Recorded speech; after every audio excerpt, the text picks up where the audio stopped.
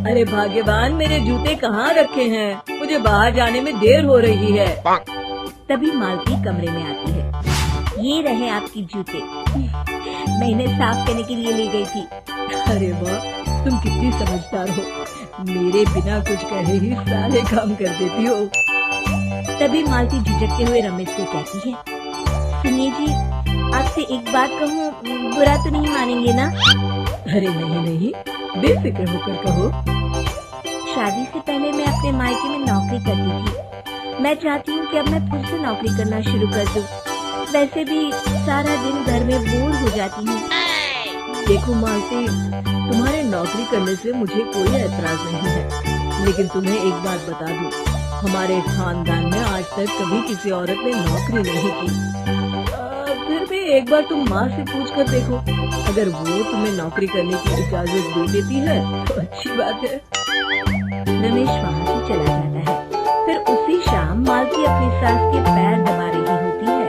तभी उसकी सास मालती से कहती है, अरे क्या बात है बहू, आज तो ठीक तरह से मेरे पैर नहीं दबा रही। किसी ख्याल में खोई पड़ी है क्या? मैं भी तो जानूं आखिर बात क्या है। दरअसल वो माँ जी। अरे हाँ हाँ बोलो, इतना सोच क्यों रही हो? माँ जी, अगर आप बुरा न माने तो मैं नौकरी करना चाहती हूँ। घर के काम करने के बाद मेरे पास काफी वक्त बच जाता है। मालती की ये बात सुनकर उसकी सास गुस्से में कहती है, अरे बहू, तेरी तबीयत तो ठीक है ना? आज ये कैसी बहकी बहकी बातें कर रही है? भला हमारे खानदान में आज तक कभी किसी औरत ने नौकरी की है जो तू नौकरी करने की बात कर रही है? अरे बहू, तू क्या रिश्तेदारी में हमारी नाक कटाना चाहती है? जितना जल्दी हो सके अपने दिमाग से नौकरी का भूत उतार दे। और अब जा, जल्दी से रसोई में जा, खाना बनाने का वक्त हो रहा है। मालती मन मार कर खाना पकाने के लिए रसोई घर में चली जाती है। अगले दिन, नमस्ते माँ जी, कैसी हैं आप? अरे आओ आओ दिवाकर बेटा, बैठो, मैं तुम्हारे लिए चाय मंगाती हूँ। बहू, जरा एक कप चाय तो लेती आना। फिर दिवाकर एक फाइल खोलकर मालती की सास के सामने रख देता है। ये देखिए माँ जी, ये है पिछले महीने का हिसाब और ये रहे मुनाफे के रुपए। एक बार हिसाब देख लीजिए और इन कागजों पर अपने दस्तखत कर दीजिए। अरे दिवाकर बेटा, मैंने भला आज तक कभी तेरा हिसाब देखा है जो अब देखूंगी? ला बता, कहाँ दस्तखत करूं? तभी मालती चाय लेकर वहाँ आ जाती है और अपनी सास को बिना कागजातों को पढ़े इस तरह लापरवाही से दस्तखत करते हुए देखकर हैरान रह जाती है। अच्छा माँ जी, अब मैं चलता हूँ, फैक्ट्री में बहुत काम है। फिर दिवाकर वहाँ से चला जाता है। कुछ दिनों बाद मालती बाजार में कुछ सामान खरीद रही होती है। तभी एक बूढ़ा आदमी उसे आवाज देता है, अरे मालती बेटी, कैसी हो? मुझे पहचाना? मैं तुम्हारी कंपनी में मुनीम का काम करता हूँ। हाँ चाचा जी, मैं आपको बिल्कुल पहचानती हूँ। कहिए, कैसे हैं आप? मैं तो ठीक हूँ, कंपनी में कुछ भी ठीक नहीं चल रहा। यहाँ तक कि हमें ठीक वक्त पर तनख्वाह भी नहीं मिलती। ये आप क्या कह रहे हैं? अब क्या बताऊँ, आप लोग तो कभी हिसाब किताब देखने दफ्तर आते नहीं। मेरी मानो तो एक बार आप लोग दफ्तर आकर सारा हिसाब किताब देख लो, आपको असलियत पता चल जाएगी। अच्छा बेटी, अब मैं चलता हूँ, देर हो रही है।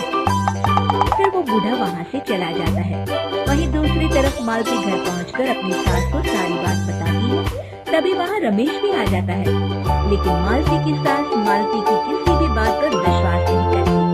तभी रमेश कहता है, अरे माँ, बिना आग के कभी धुआं नहीं उठता। जब मालती इतना कह रही है तो हमें एक बार दफ्तर चलकर देख लेना चाहिए। वैसे भी हम लोग काफी दिन से अपने दफ्तर नहीं गए हैं। इस तरह किसी एक आदमी के भरोसे काम छोड़ना मुझे भी ठीक नहीं लगता।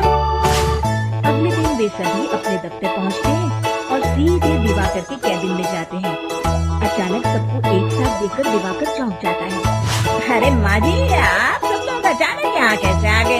अगर कुछ काम था तो मुझे एक फोन कर दिया होता, मैं आपके घर आ जाता।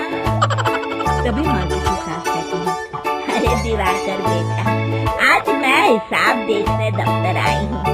जरा मुझे पिछले 6 महीनों का हिसाब दिखाना तो बेटा। दिवाकर घबराते हुए हिसाब की फाइल मालती की सास को देता है। मालती की सास फाइल लेकर मालती को देती है और कहती है, ले बहू, देख ले हिसाब। मालती फाइल को बड़े गौर से देखती है और अगले ही पल उसे सारी गड़बड़ी समझ में आ जाती है।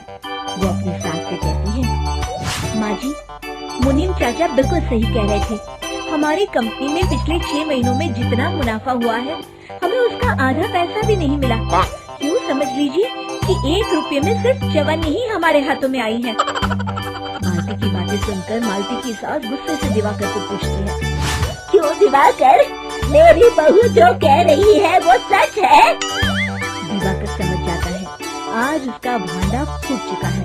वो गिड़गिड़ाते हुए कहता है, मुझे माफ कर दीजिए माँ जी, मैं पैसों के लालच में अंधा हो गया था।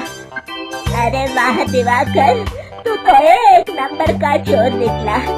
इतने दिनों से मैं तुझ पर आंख बंद करके भरोसा करती रही और तू मुझे ही चुना लगाता रहा। अभी के अभी निकल यहाँ से और दोबारा अपनी शक्ल मत दिखाना। दिवाकर वहाँ से भाग जाता है। मालती की सास मालती को शाबाशी देते हुए कहती है, बहू, आज मैं समझ गई कि पढ़ाई लिखाई हमारी जिंदगी में कितनी जरूरी है। मैं बहुत किस्मत वाली हूँ जो मुझे तुझ जैसी बहू मिली है। शिक्षा, पढ़ाई लिखाई का इस्तेमाल सही जगह करके हम दुनिया में बहुत कुछ बदल सकते हैं।